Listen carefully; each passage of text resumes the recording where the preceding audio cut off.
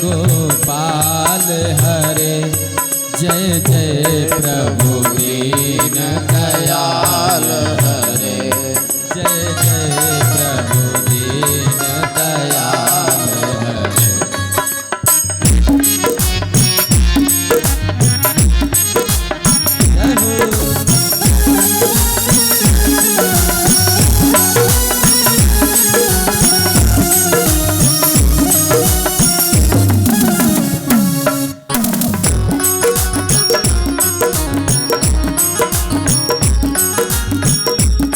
गोविंद हरे गोपाल हरे, जय जय प्रभु दीन दयाल हरे।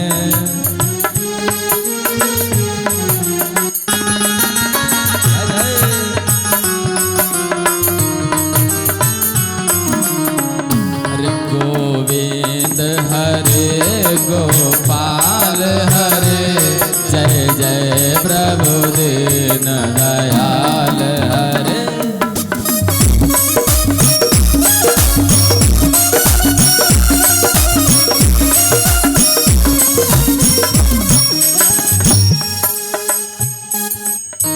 बड़ी सुंदर चर्चा है। गर्गाचार्य जी चले गए, भगवान कन्हैया मिट्टी खाने लगे। थोड़ा बड़े हुए, रोज शिकायत जाती थी महारानी जी के पास, तुम्हारा बेटा मिट्टी खाता है। बलराम जी भी कहते कन्हैया खाता है, और श्री दामा भी कहता था, लेकिन यशोदा जी नहीं मान रही। मेरे यहाँ कोई गोरस की कमी नहीं है, दूध दही माखन मिश्री की कमी नहीं है, बच्चा मिट्टी क्यों खाएगा। एक दिन श्री दामा ने और दाऊ भैया ने मिट्टी का डेला मुंह में रखे हुए इन्हें रंगे हाथ पकड़ लिया और लेकर के आए महारानी जी के पास। माँ, तुम तो रोज कहती थी कन्हैया मिट्टी नहीं खाता है, आज देख लो। और तुम कहती नहीं खाता नहीं खाता, आज देखो मुँह। कन्हैया से पूछा क्यों मिट्टी खाई है। श्री कृष्ण ने कहा, माँ ना हम भक्षितवानयम्ब सर्वे मिथ्याभिशंसिनः, यदि सत्यस्य गिरा तरहि समक्षम पश्य मे मुखम। मैंने कभी मिट्टी नहीं खाई, मैंने आज भी नहीं खाई। अगर आपको विश्वास हमारे बातों पर न हो तो आप हमारा मुंह देख लो, स्वयं मुख देख लो। अगर खाई होगी तो कहीं दांतों आंतों में तो लगी ही होगी। ये कहकर के कन्हैया ने अपना मुंह फैला दिया माँ के आगे। जिस समय महारानी जी ने कन्हैया का मुख देखा, मुख के अंदर पूरा ब्रह्मांड श्री कृष्ण ने माँ को दिखाया। और पूरा ब्रह्मांड ही नहीं, ये प्रकृति भी बहुत प्रकार से दिखाई, सृष्टि बहुत प्रकार से दिखाई। सागर,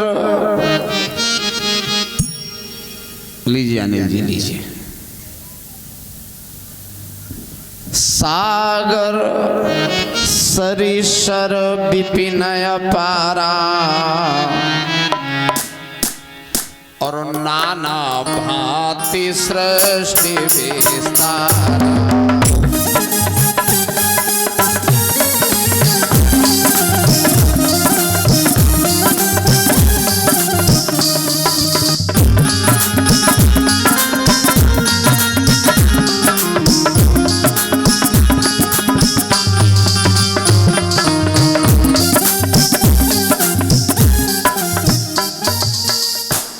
सागर सरिसर विपिन अपारा, नाना भांति सृष्टि विस्तारा। और माया देखी, जो माया सारे संसार को नचा रही है। शिव विरिंचिका मोहि, शंकर ब्रह्मा जैसे देवताओं को पागल कर रही है और सारे विश्व पर अपना प्रभाव दिखा रही है। वह माया भी देखी। कैसे देखी थी? मुख के अंदर सब विधि माया देखी गाढ़ी, और अति सभीत जोरे कर ठाड़ी।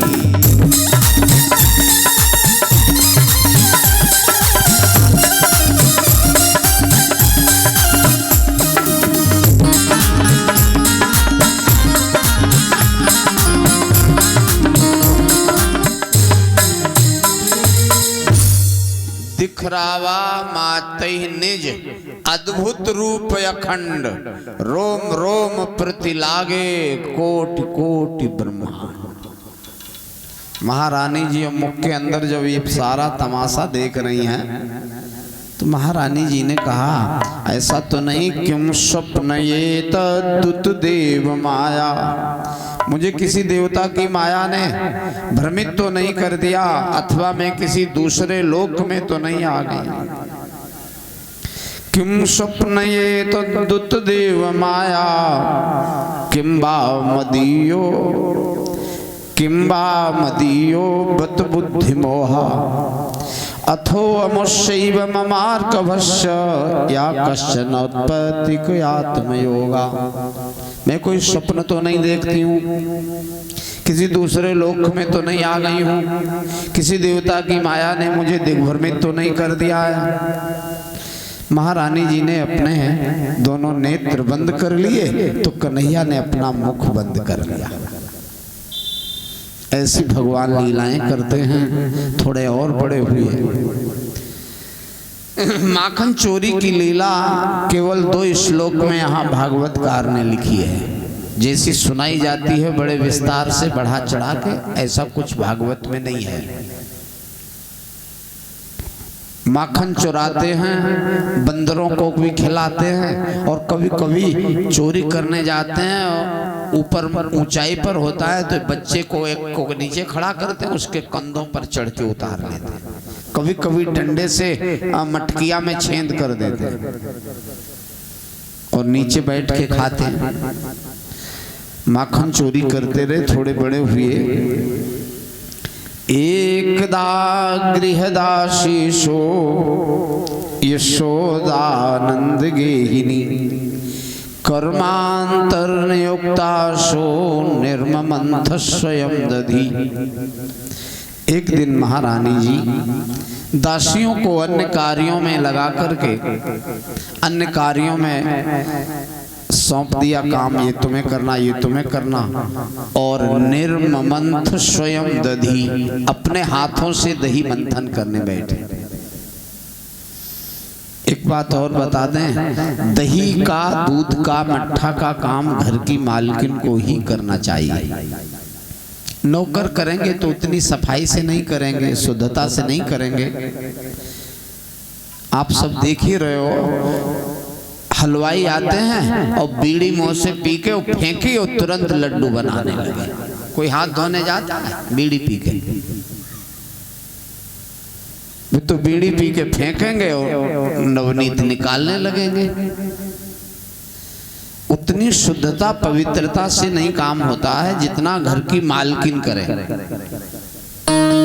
आज यशोदा जी अपने हाथ से दही मंथन कर रही हैं, और दही मंथन करते समय यानि यानि गीतानि तद्वाल चरितानि च दधि निर्मंथने काले स्मरंती तान गायत।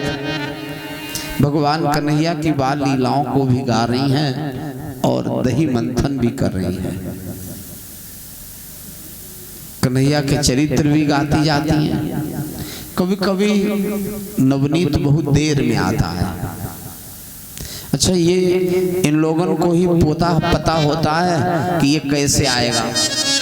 आप लोग तो जान नहीं पाएंगे। कभों मलौटा के नीचे आग रखती हैं, कभों पानी रखती हैं, तो इन्हें को पता है जो कब आगी मांग रहा है, कब जो पानी मांग रहा है। आप लोग क्या जानोगे जो आगी से जल्दी आएगा कि पानी से जल्दी आएगा। महारानी जी आज नवनीत नहीं आ रहा था, बहुत विलंब हो रहा था, और मंथन करते करते बहुत थक गई, श्रमित हो गई। छौमंबासा पृथुकटि तटे बिभ्रति सूत्र नद्धम पुत्र स्नेह स्नुत कुजयम जात कंपम च शुभ्रु रज्ज्वाकर्ष श्रम भुज चलत कुंडलो कंकणे चा शैनम वक्त्रम कवर विगलन मालती निर्ममंथ। महारानी जी के पसीना आ गया है, नवनीत नहीं आ रहा। बहुत देर से मंथन हो रहा है, नहीं नवनीत बन रहा, पसीना ढरक रहा था नीचे को। इसका अर्थ है बहुत श्रमित हो गई हैं। उसी समय भगवान कन्हैया गए और कहा माँ हमें भूख लगी है। गृहीत्वा दधि मंथानम, रई पकड़ के खड़े हो गए और कहा पहले हमें स्तनपान कराओ, बाद में नवनीत निकाल लेना। महारानी जी ने कहा कन्हैया थोड़ा ठहर जाओ, आने वाला है, निकाल के फिर पिलाएंगे। अरे कन्हैया ने कहा नहीं माँ भूख तेज लगी है, पहले दूध पिलाओ बाद में निकाल लेना। पुत्र को गोद में लेटा लिया, महारानी यशोदा दूध पिलाने लगी। ताम स्तन कामाह मंथती जननी हरि। आज थोड़ी दूर पर दूध गर्म भी हो रहा था, चूल्हे पर रखा, आग पर चढ़ा था। वो जो आग पर दूध गर्म हो रहा था उसमें उफान आ गया, उसकी मलाई बाहर निकलने लगी। महारानी जी की नजर पड़ी दूध उफन रहा है, तो कन्हैया को बहुत जल्दी उतार दिया और उफनता हुआ दूध संभालने पहुंच गई। श्री कृष्ण तृप्त नहीं हुए, भूख से शांत नहीं हो पाई थी, जी भर के नहीं पी पाए थे। तो कन्हैया को इतना गुस्सा आया और कहा माँ तुम्हें हमारी भूख से मतलब नहीं है, तुम्हें तो उस मलाई से मतलब है। हम तुमसे रोज पूछते थे माँ तुम्हें दूध प्यारा है या पूत प्यारा है, तब तुम कहती थी हमें पूत प्यारा है। आज समझ में आ गया है तुम्हें पूत कतई नहीं प्यारा, तुम्हें तो वह मलाई ज्यादा प्यारी है। हमें भूखा उतार दिया। संजात कोपा स्फुरितारुणाधरम संदद विदद वीदधि मंथ भाजनम। श्री कृष्ण को इतना क्रोध है, गुस्से में हल्दी पीसने वाला पत्थर उठा लिया। वो सिल पर रखा होगा, 2 किलो का हो 1.5 किलो का हो, और दधि मंथ भाजनम उस मलौटा पर पटक दिया। अब जब 2.5 किलो का 1.5 किलो का पत्थर मलौटा पर पटका जाएगा तो मलौटा तो मिट्टी का है, वो फूट गया। दही पूरे आंगन में बह रहा है, रई रस्सी अलग पड़ी है। महारानी जी ने जब मुड़कर देखा पात्र फूटा हुआ है, दही आंगन में बह रहा है। अच्छा, इन माताओं को मिट्टी वाले बर्तन पर कुछ ज्यादा ही आसक्ति होती है। अगर ये पीतल का फूट जाए तो धक्का इतना नहीं लगेगा, अल्लाहगन से बदल के आ जाएगा। और मिट्टी वाला अगर फूट जाए तो फिर इनकी बातें बैठ के सुनो। कहीं 40 साल पहले लाई थी चिलौआ के गिलास, फोड़ दिया। या कहेंगी जो हमारी अजिया सास के हाथ उनको तो फूट गया।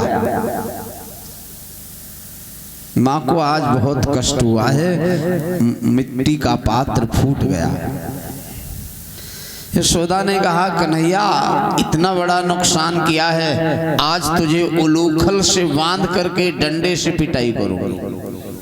हाथ में महारानी यशोदा के डंडा है और कन्हैया को पकड़ने दौड़ रही है।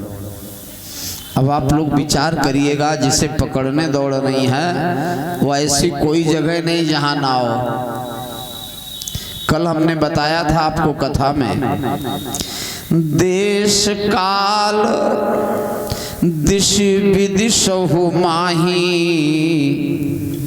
देश काल दिश विदिशहु माही, और कहो सो कहाँ जहाँ प्रभु नाई।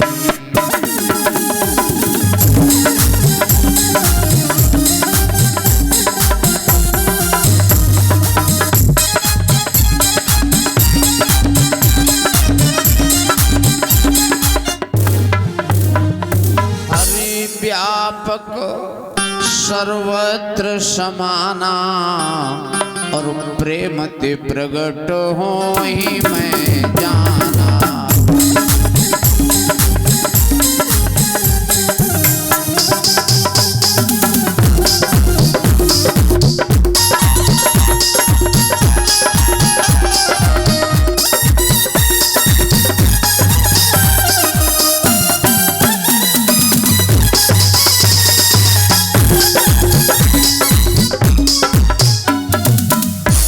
हरि सर्वत्र व्यापक हैं, ऐसी कोई जगह नहीं जहां नहीं है।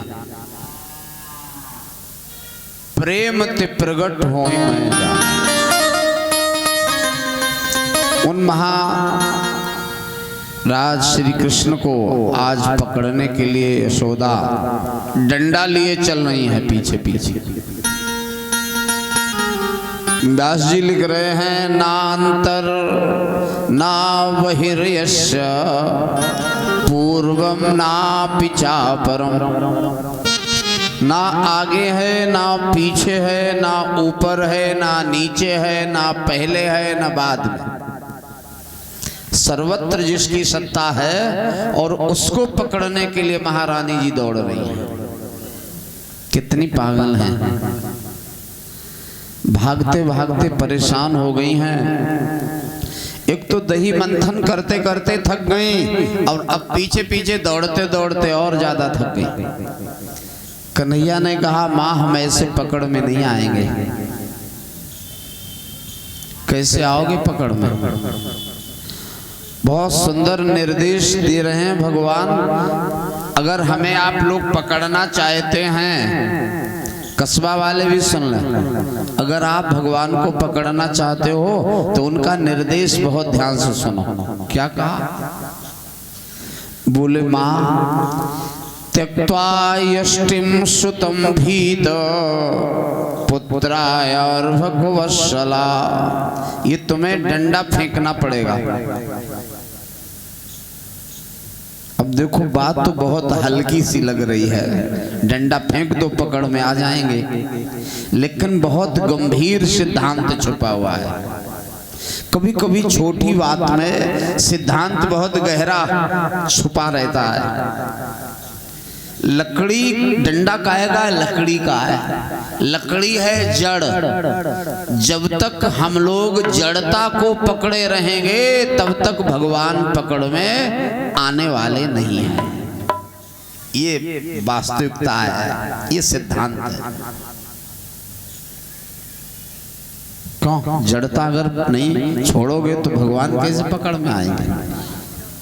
हाँ जड़ता भाई और का और देखना, जहां हलाहल है वहां तुम्हें अमृत दिख रहा है, जहां तो सब जड़ता है, मूर्खता, पागल।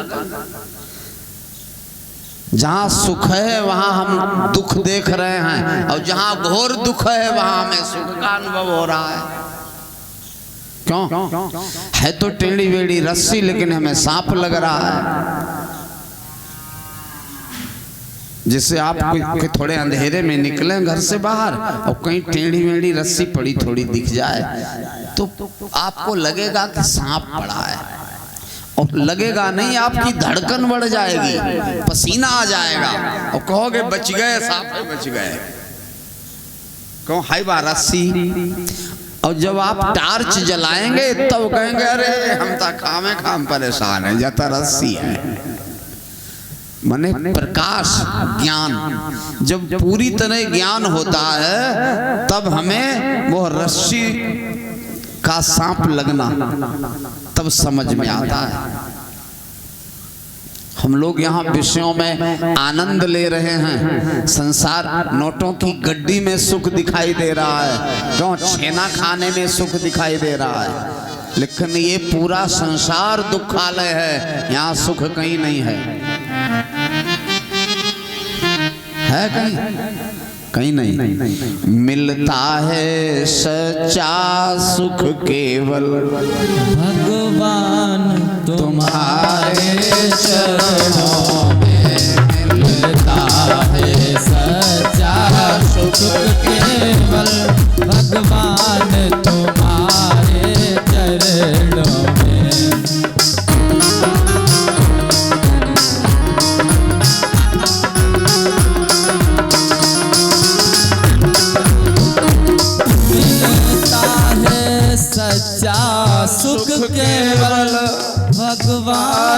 तुम्हारे चरणों में।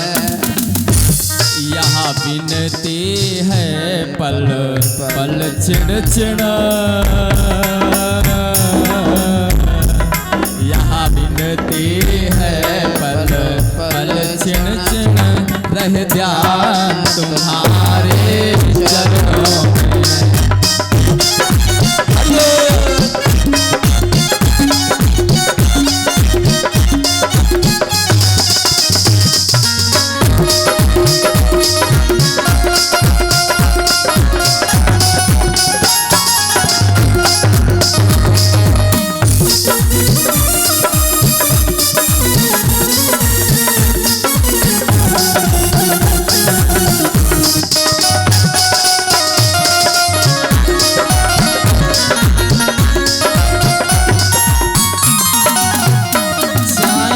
अग्नि पर मुझे जलना पड़े, चाहे कांटों पर मुझे चलना पड़े, चाहे अग्नि पे मुझे जलना पड़े, चाहे कांटों पर मुझे चलना पड़े, और चाहे छोड़ के देश निकलना पड़े, चाहे छोड़ के देश निकलना पड़े, रह ध्यान तुम्हारे चरणों में।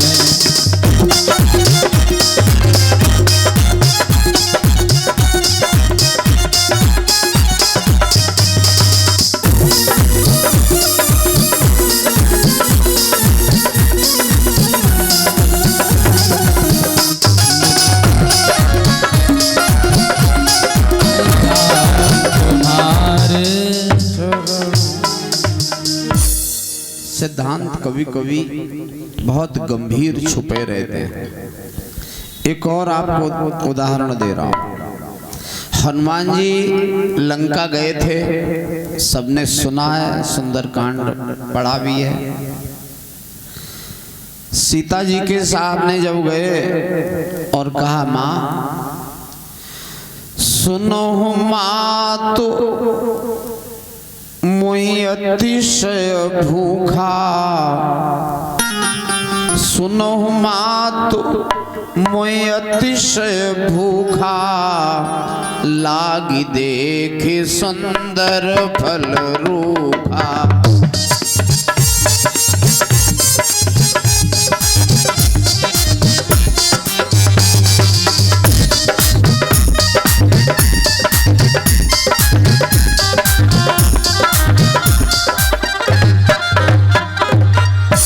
बताओ, हनुमान जी भूखे गए थे कि भूख लग गई? गए तो भूखे नहीं थे, फल देख के भूख लग गई। लाग देख सुंदर फल रूखा। तो अब देखो, बहुत बात हल्की सी लग रही है, लेकिन कितना गंभीर सिद्धांत है। वासना तब जगेगी जब कोई विषय सामग्री दिखेगी। अब विषय सामग्री अगर नहीं है तो वासना जगेगी ही नहीं। छोटा बच्चा है, हमें जो लड्डू अगर देख ले थाली में भरे तो अब लड्डू मांगेगा देख के। तो विषय वस्तु जब दिखाई देती है तभी वासना जगती है, ये सिद्धांत है। सीता जी से कहा भूख लगी है। सीता ने कहा, हनुमान रावण की बगिया है, बेईमान का बाग है, और बेईमान का माल खाओगे तो बुद्धि खराब हो जाएगी, अन्यायी का खाओगे बुद्धि तुम्हारी बिगड़ जाएगी। तो हनुमान जी ने कहा, माँ हम ये कह के क्यों फल खाएंगे, रावण की बगिया है, हम तो ये कहेंगे सीता मैया की बगिया है, सीता मैया के फल हैं। सीता जी ने कहा, हमारे कहाँ से आए?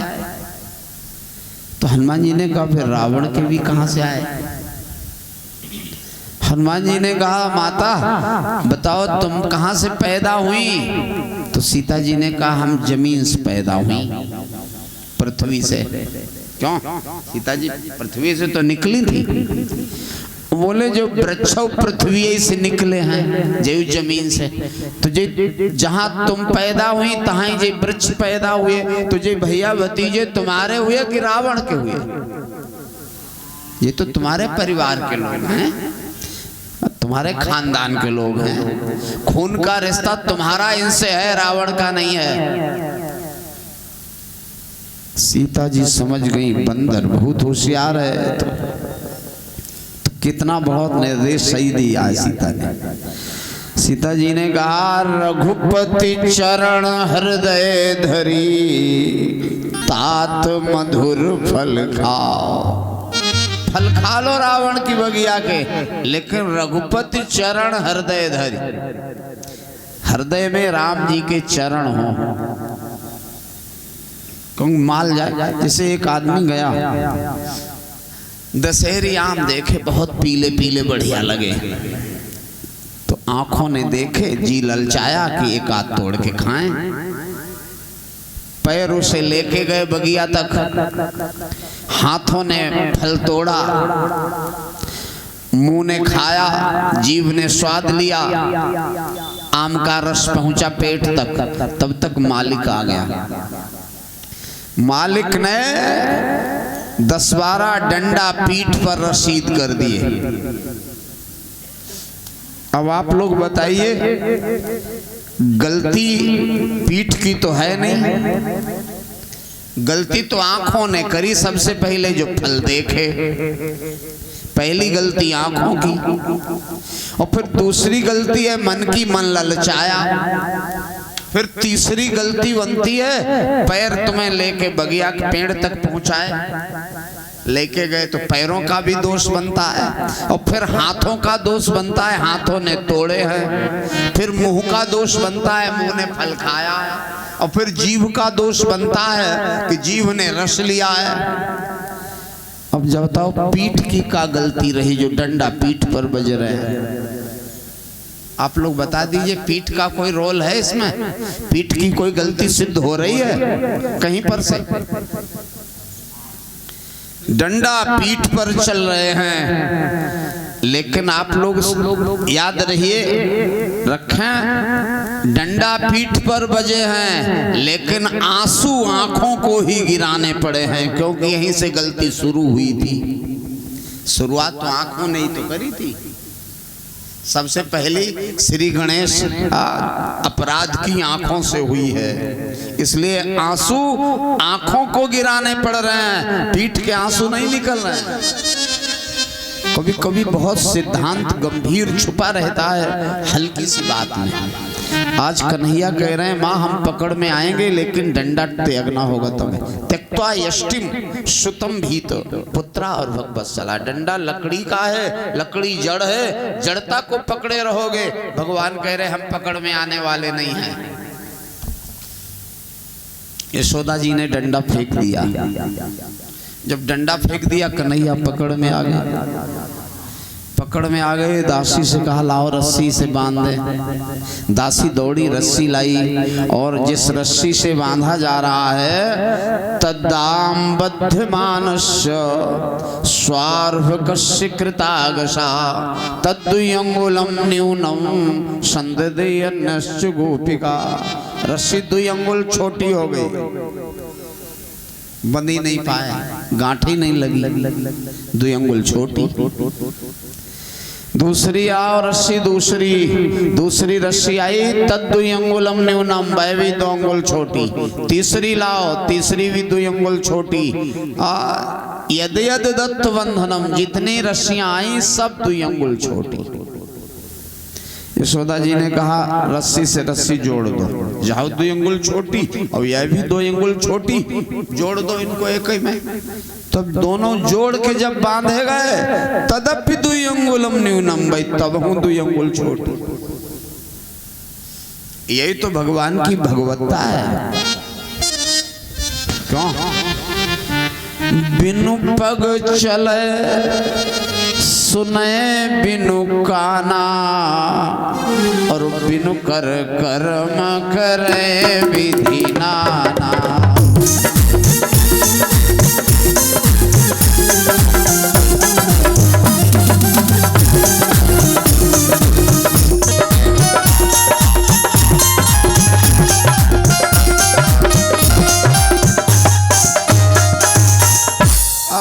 सब भांति अस सब भांति अलौकिक करनी, ओ महिमा जा सुजाए नहीं बरनी।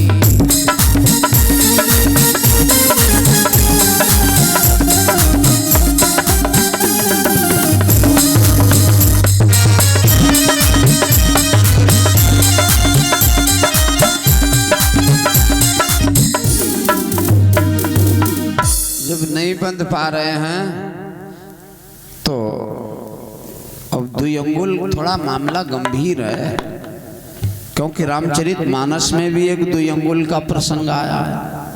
वहां भी द्विअंगुल, यहाँ भी द्विअंगुल। जब कई लोग उसको एक चीज को बार बार लिखते हैं तो इसका मतलब है कोई विशेष। तुलसीदास जी भी लिख रहे हैं, व्यास जी भी लिख रहे हैं द्विअंगुल। वेदांत में द्वैत लिखा गया, वेदांतियों ने भी।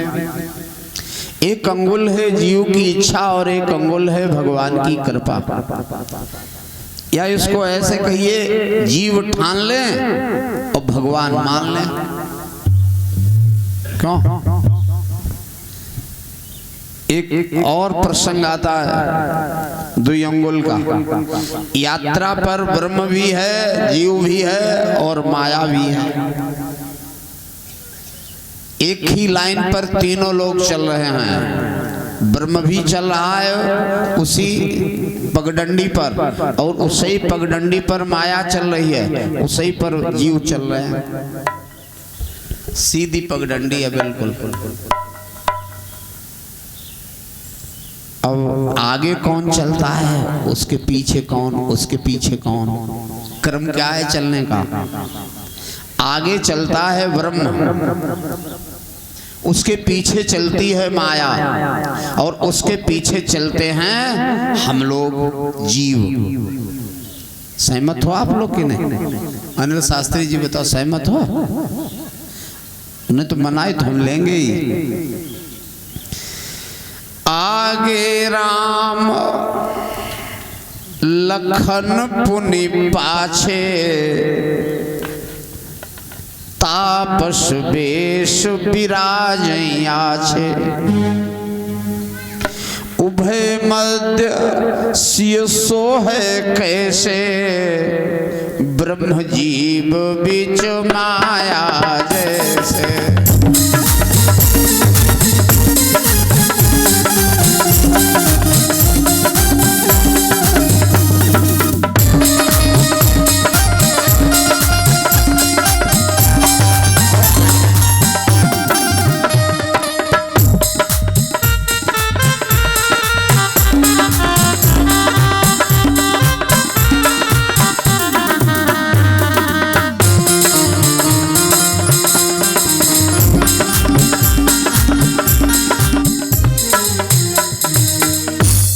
समझ में आ गया? राम ब्रह्म है, सीता माया है, लक्ष्मण जीव हैं। आगे राम चल रहे हैं, उनके पीछे सीता चल रही हैं, और उनके पीछे लक्ष्मण चल रहे हैं। ब्रह्म, माया और जीव। अच्छा, एक सीधी लाइन पर तीन लोग चल रहे हैं, तो स्वाभाविक है पीछे वाले को आगे वाला पूरी तरह नहीं दिखाई देगा, क्योंकि बीच में बा माया है। सीधी लाइन पर तीन लोग खड़े हो तो पूरा पूरा अगला नहीं दिखेगा, क्योंकि बीच में माया आ रही है। ये माया जीव को ब्रह्म से नहीं मिलने दे रही है, यही तो बाधा है सबसे बड़ी। तो लक्ष्मण क्या करते हैं? क्यों? कस्बा वाले नहीं कर पा रहे हैं जो लक्ष्मण कर रहे हैं। क्या किया लक्ष्मण जी ने जब राम जी नहीं दिखे? राम सिय पदयंक बराए, और चलहि लखन मगदाहि न लाए।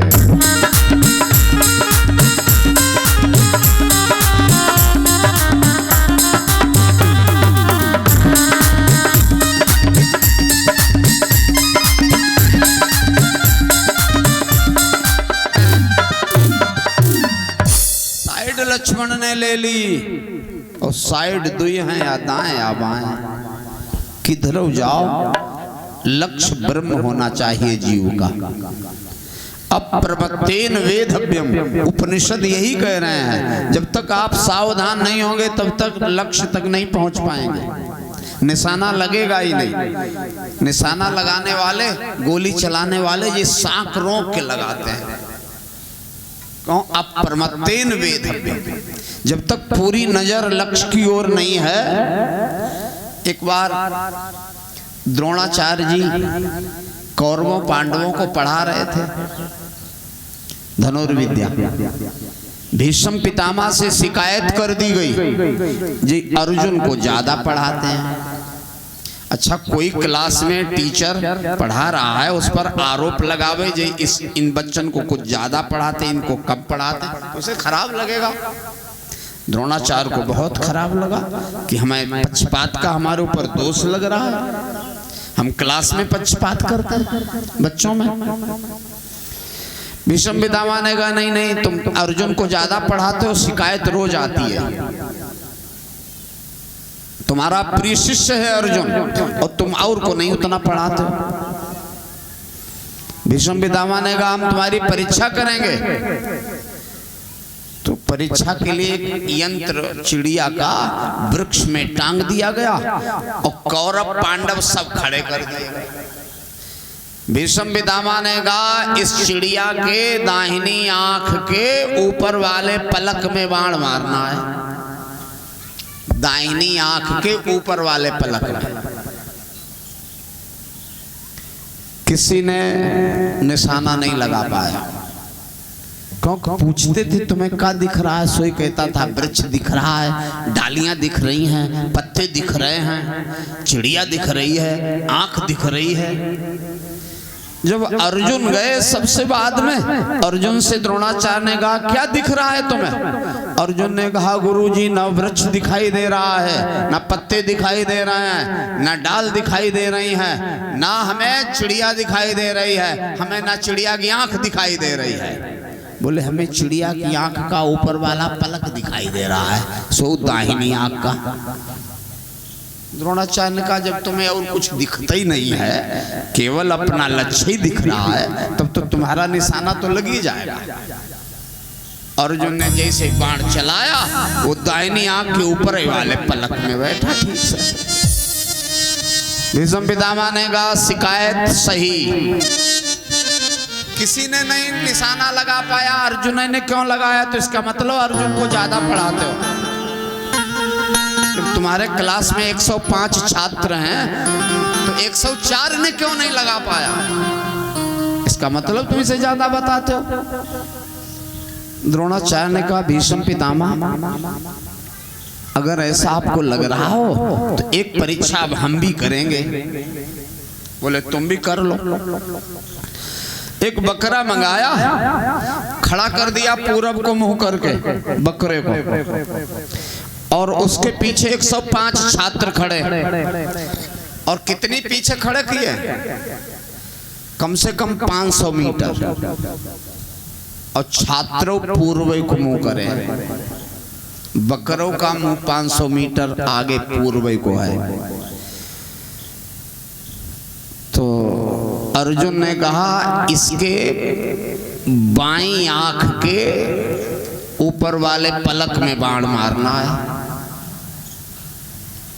तो सब चेलन ने कहा बकरा का मुंह पूरब को है, बताओ पिछली टांग में मार दें, बताओ पिछले वाले खुर में मारें, बताओ पूंछ में मारें। जब बकरा का मुंह ही नहीं दिखाई दे रहा है, जिधर बकरा का मुंह है उधर ही हम लोगन का मुंह है। अर्जुन ने कहा गुरुजी हमें आदेश करो। बोले बताओ बाएं पलक में मारें, बताओ दाएं पलक में मारें, बताओ दाएं